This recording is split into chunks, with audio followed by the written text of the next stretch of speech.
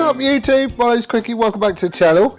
I'm having a little bit of a play. I've got, obviously I've got the buck on for the rear seat and stuff. I haven't started that yet. Oh, here's my seat umplet. I've got some sheet metal shears, you know, like the pneumatic ones, like little scissors. Just that way I can cut stuff up without putting any heat into it, as you do when you're using a grinder and whatnot, which is probably going to be an important thing. Loads of people recommended them, and that's also what ProShaper uses. So I've got some of them coming. I'm not starting that till they're here, but in the meanwhile I'm poking about with ideas. So, number plate. I need to do, basically I need to sort something out. I've been looking about, I've been asking questions, I've spoken to a few MOT folks and all this, that and the other. It doesn't necessarily, as long as it can be clearly seen from the back, you can have it up at quite a jaunty angle. So, I've been playing about just mocking stuff up. If I was to stick something sticking out the back, a bit Panigale style, and then have my number plate on the back, yes, it gives me more clearance for the huge number plate that we need to stick on the back of it, but it looks stupid. So I'm not doing that. So I'm currently working on another idea. Let me bring you in and show you. Right, so this is what I'm thinking of using. 19mm. So a bit of tube that is going to go across the underside of the seat. Basically I want to keep it all tucked in. If I've been looking about and stuff, if I do a Panigale style thing where something is sticking out the back of the bike and then the number board is on the end of it, yes, it gives me a bit more of an angle to have the number plate come down, but it's, you know, it's going to look stupid. I've mocked it up and I just don't like it, so I'm not doing it. I have been speaking with a few MOT testers and this, that and the other. As long as the number plate is visible from the back, you can have it at whatever angle you want. They really don't give a monkeys. So basically I'm going to be going with a bar across the underside of the seat, which is held on with a couple of tabs to the frame. And then the indicators is going to go in the end of it. They have to be 180mm minimum distance apart. Well, the seat's wider than that, so we're absolutely fine. What did I say that was? 19mm. So what I'm thinking about doing is, we've got our piece of tube, right, which is obviously this. From there to there is 19mm. And these are the indicators that I've got. So they are quite sort of plain and a little bit boring looking. The body is alley. I think that top bit is plastic. I'm sure it is. It just feels a bit plastic. But the body's all alley, and it basically just slots into a tube, and you can do this nut down, squish the rubber out, and tighten everything up, and blah blah blah blah. So that's that. But you know, they're a little bit boring, and also that piece of rubber does not go into that piece of tubing. So you know, and it's bonded to the body. So we need to come up with something that's going to fit it. So the shoulder on that. This isn't to scale, but across here, that's 32.5mm, and then you've got the lens, and you've got the cap across the end, and you've got the rubber jobby with the you know, the nut and the bolt and everything else, and then your wires come out the end of it here, right? So what I'm thinking about doing is kind of exploded view of this, is we're going to have a tab that comes off the frame, something like that, with a hole through it, that obviously that bolt will pass through, so it'll be a clearance hole for that threaded bit on the end of the indicator. I'm going to have to make up an insert that goes into the end of this that I can weld and then dress in, which will basically take that thread. So there'll be a boss in the end here with a threaded hole in it there, and my wires will pop out here. So that's all good and peachy. This will all be dressed up, so it'll just be one seamless piece of tube, and I can spin that up on the lathe. That's fine. And then to fill the gap between the two, essentially, I'm going to be making a bit of a cone, like a tapered thing. I'm probably going to do it in alley, just because this will all get powder coated, same colour as the frame. Then we'll have like a brushed up bit of alley and stuff, and then my black indicators on the end. So it'll all look quite nice and smart and stuff, and it's just going to have a pocket that this rubber bit here sits into, alright, and then this whole thing is going to screw into that boss, and it will lock everything up. I am going to need to locate this tube onto that bracket somehow, just so it doesn't rotate. I could even do it with just like a little tab with a hole in it and just like a little grub screw that comes in up here, something like that, because you're really not going to see it at all. But that would stop this rotating, which is all peachy. And it also locks it all in place, so you know, that I think is the way that I'm going to do it. So basically I need to make that piece there up. It's only going to be as deep as this rubber jobby on here, so you know, it's not going to be a massive, you know, indicator or anything else, but it will finish it off and it will make it look quite nice. So we've got the indicators in the end of it. We'll have a number board bit that comes off to take our huge number plate, which is this thing. That's how big it needs to be, right? But that also needs to be illuminated. So I've bought some of these jobbies. These are quite smart actually. Where are you? Can you see? Don't know if you can, but like it's a threaded bit with a nut on it, like a little. It's the same sort of like a dome head type thing, but it's got an LED in it. So where you would ordinarily have screws that go through to hold your number plate on, we're not going to be doing that. The number plate is going to be stuck onto this plate. However, at the top, I'm going to insert a couple of these, just to illuminate the number plate basically. And they'll just screw through this plate that is welded onto that. Have them at the top somewhere, or I might even set them into this tube. I don't really know, I haven't decided yet. Actually, I could do that, couldn't I? Oh, see, that could work. And we just have it at sort of 90 degrees to the, or a little bit less than 90 degrees to the number board, so the light comes down onto your board. And we're in. Don't know, they might go on the number plate, they might go on this. But either way, we will get it sorted. So that is kind of what I'm thinking. Right, let me see what alley I've got. See if we can't turn one of them up. Right, I found a bit of stock. I'm hoping it'll do the do. It is 34mm, and what did I say I wanted? 32.5. Yeah, well, I'll just hope it's square in the jaws then, eh? Right.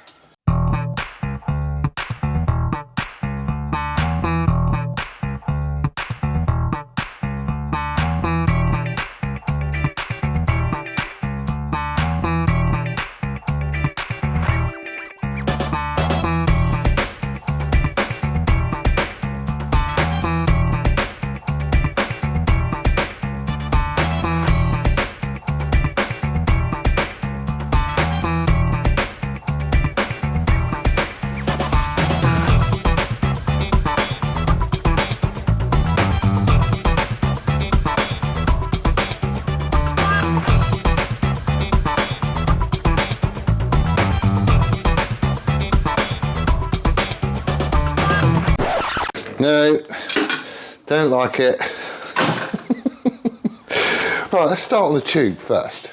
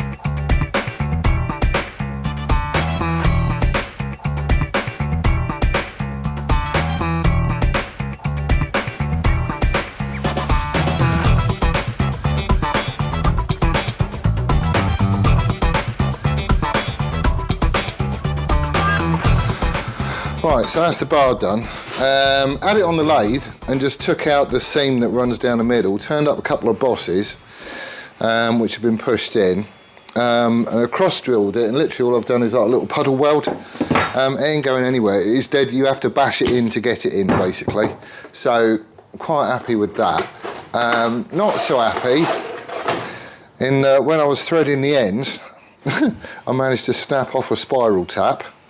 So I had to do another one. And now I've got to wait for another M8 tap to come along so I can finish it off. But that's it, he's on his way anyway.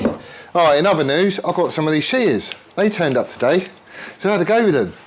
And I broke them as well. There must have been something dodgy about it. These will cut up to 1.2mm sheet steel, you know, mild steel. So I thought, oh, I've got some 1.2 here, so I'll give it a go. And it zipped off the first little bit. I thought, oh yeah, ideal, let's give that another bash. Second go, it just fractured. So then what are they? Silver line. I've got some silver line tools actually, and they've been really, really good. They've lasted me years. These, 5 minutes. So, see if we can get some better blades for it. Right, what's next? I need to make some little standoff jobbies where it goes onto the frame. I also need to chomp out a number board. You know, the plate that goes on the... Oh, I could have a go with the bead roller and stuff. Oh, let's do that then. Right. I'm not doing it 9x7. What does 7x5 look like?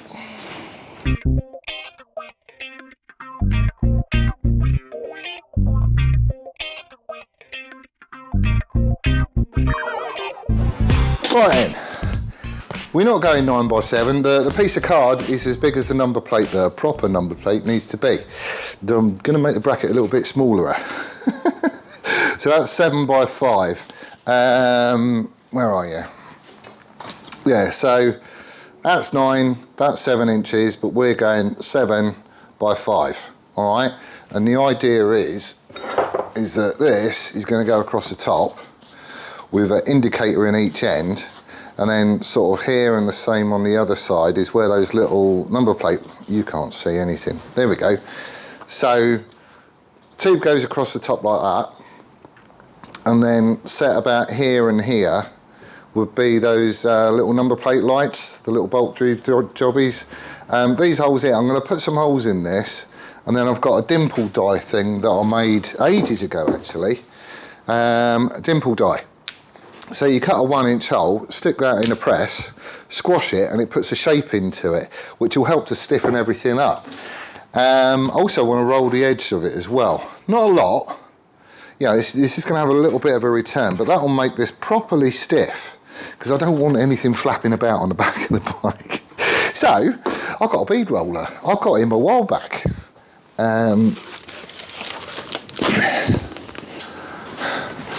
Right, there's the dies.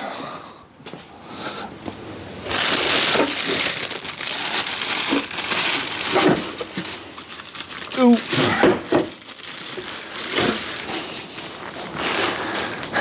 Handle, big old clamp.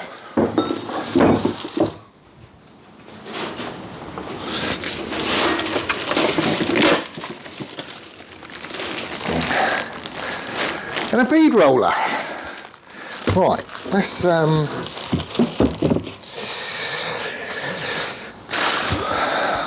I not just stick it in the vise? No, it's got a rotating base to it. Oh, that's handy.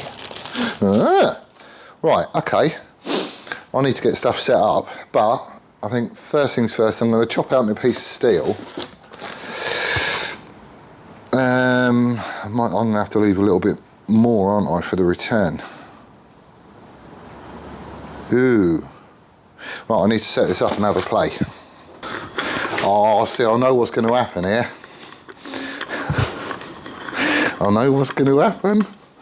It ain't going to be big enough to go around that.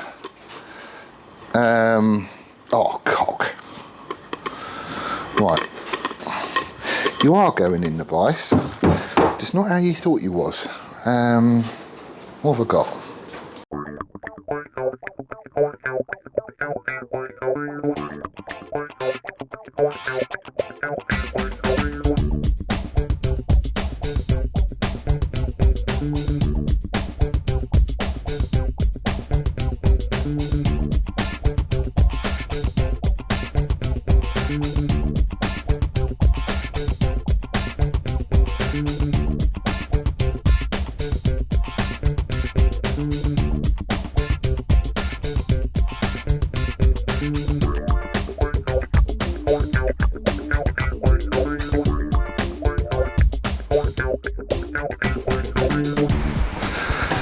Right, so that's a bead roller. Not convinced this is the best place to put it because it wobbles about because my bench flexes. So handle on it, see it all wobbles, look. It's got a handle on this end and it is a, yeah, it's just direct drive, it's 1-to-1. There's a few bits I don't like about this. But we'll go through what we've got first up. So there's a locking screw here, that's an adjuster. 14mm spanner, so you can wind this in and out, and essentially it's keeping this roller level, so you can wind that end up and down. This end is adjusted by that one. I've got no idea what that is. It's a sprung loaded thing. I don't know. I need to play. We have got a depth guide here. There's a grub screw that goes up under there, so this whole thing moves backwards and forwards. It is a bit limiting, just a lock nut on either end, so he will go back to there. The only trouble is that if you undo this grub screw, slide the whole thing back, this nut catches on the casting there, so I suppose the whole depth of this, where's my rule? I mean, from there to your die, what, 170? But then if you take off that, I mean, that's another 45. You know, so you're sort of, you're cutting things down. You'll probably get like,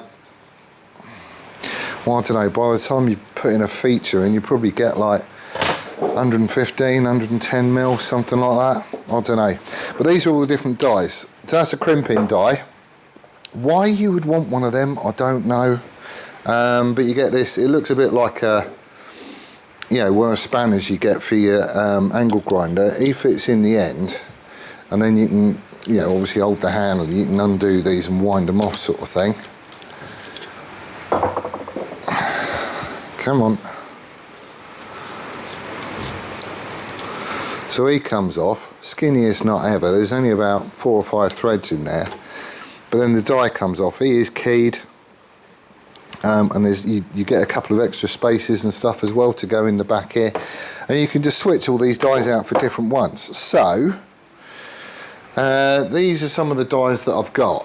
So obviously it would go on the same way. That one kind of rolls the edge. I don't actually put it there because it's a light background.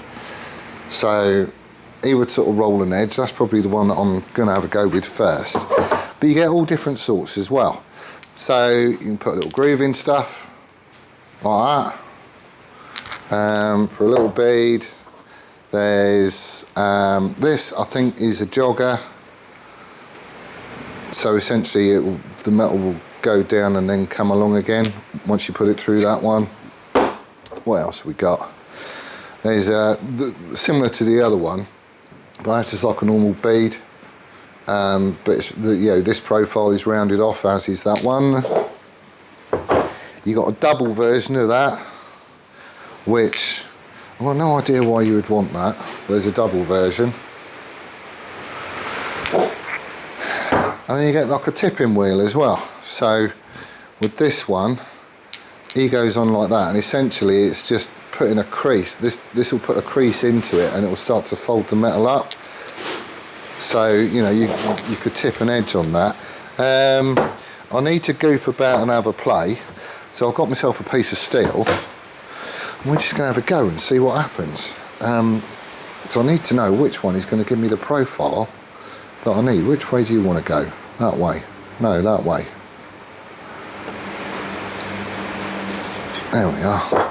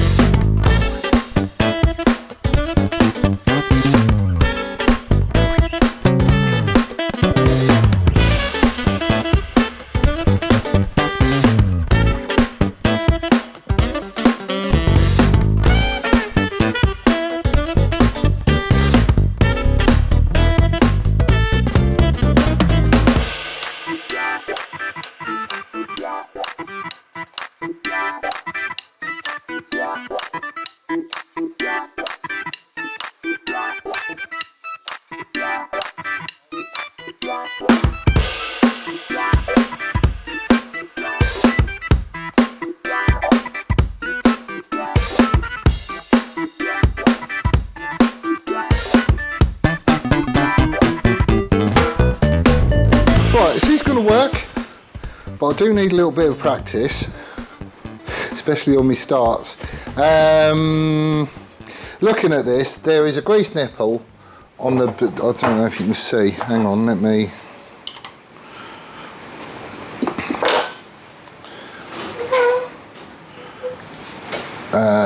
can you see, where are they?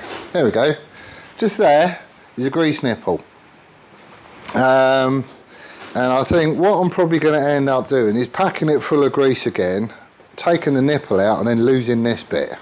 It is really annoying because the threads is like right hard up against this casting, and that nut just catches, and it basically means you lose all that depth. And I found that if you're trying to roll an edge like this, you have to kind of put the workpiece in that way, because if you're shoving it in this way, then obviously it's off at an angle like that, and it's just going to dig into this back roller. So you have to sort of do it that way, I think.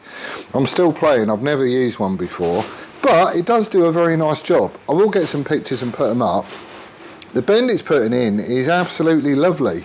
The only trouble is where you start and stop, it kind of, I don't know, I might be doing it wrong. What I was doing was putting the sheet in so it is just engaged, then cranking down on the adjuster, and then winding it out and then winding it back all the way through, sort of thing. And what I'm finding it does is you get like a little bit of a wobble at the start. Can you see that up here? Whereas I think if I was to wind the adjuster down and then just kind of, you know, start it going and just let the dies take it, then I might get better results. How thick is this? Where's my thing?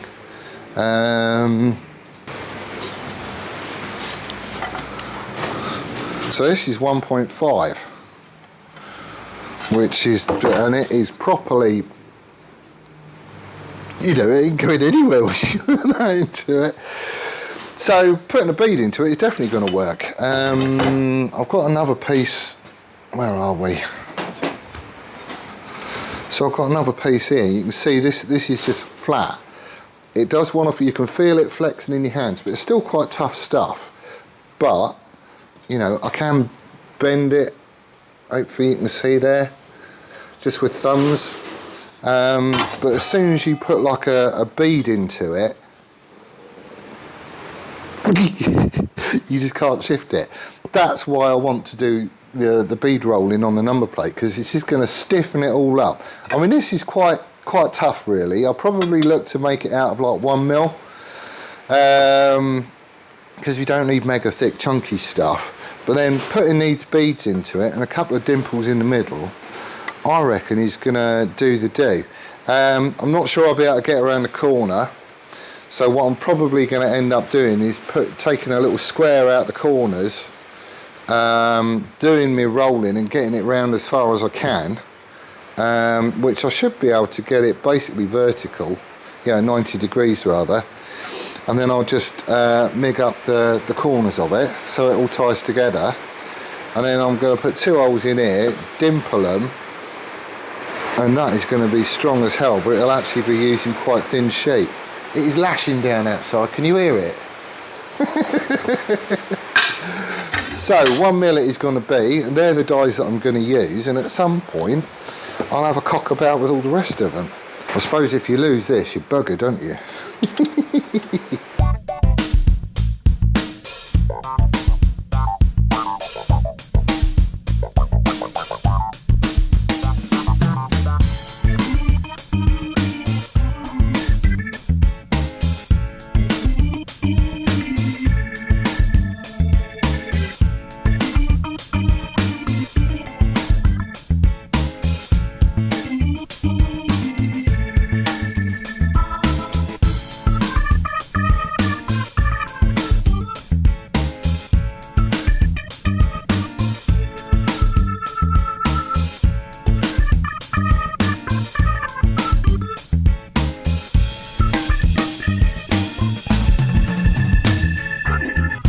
Right, we's in. We sorted it. This thing, that's going in the bin. There is no point in having it What I'm going to end up doing, I think, is just drawing the pattern on the piece of material where I want the bead to go. I'll just do it in Sharpie or something like that, because you can go as slow as you want. So I could easily follow that line, and without all that gubbins in there, it basically means I could put a bead in something, what, 200 mil from the edge, which on stuff like this, you know, I could do a full-size number plate and it'd be fine. Corners, I'm tipping it in this. I don't think we're going to get away with it. I think I'm going to have to put like a little wedge in and then tip it with this die. Trim off to my score line on the outside, which is where it rubs on the edge of the die. Then I'm just going to have to weld the corners up. That'll be fine, but it'll be properly strong. What else was I going to say? The cool thing about this is I've also got a lathe. All right, and I can also get tool steel and stuff as well. So I could turn up my own dies if I wanted something specific, like a big radius bend or something like that. I could turn it up on the lathe, take it into work and heat treat it to harden it all, and I could just make my own dies for anything I want on this. So if I wanted a different size jogger or, you know, whatever, I could just go and make one, which is brilliant. It's a lot easier, I've found, and you don't get the deformation if you set the tension that you want, then shove your bit of material in and just wind the handle and let it take it. I did get a tiny little bit of a wobble at this end on the start, but it's only on the waste bit. The bit that actually goes through the die has got no wobble to it at all, and it's lovely and straight. So you can put a straight edge across it and it's just completely flat. So we're in with this one, I think. I've got a tipping wheel as well, so, you know, theory says I could make those go even more if I wanted to, which I might have a go at, just because I want to see. It would just be nice if it doesn't go, on these dies, it doesn't go 90 degrees. But if I put that tipping wheel in, then I could get it 90 degrees, I'm sure I could. Which means then I just have to take a square out and just keep going until it's 90 degrees. That'd be fine. That'd be fine. Anyway, this one is getting on. I do need to cock about with this a little bit more and get fully used to it. On these dies, I don't think you'd be able to go around the corner. On some of the others, you would be able to. But I need to just have a play and get used to it so I can finish off doing my number plate board thing, which I'm getting this done this week. So, this is going to be a two-parter. I will do an update on the bike as well, just because we've had a couple of other people chipping in, so that'll be another video coming out too. But I just want to muck about with this and get it right and get it so I'm using it properly, and then we can get this thing made. But anyway, that's where I'm going to leave it for this one. Thank you ever so much for watching. I do hope you're well and staying safe. We'll see you on the next one. Laters! Oh, bloody COVID!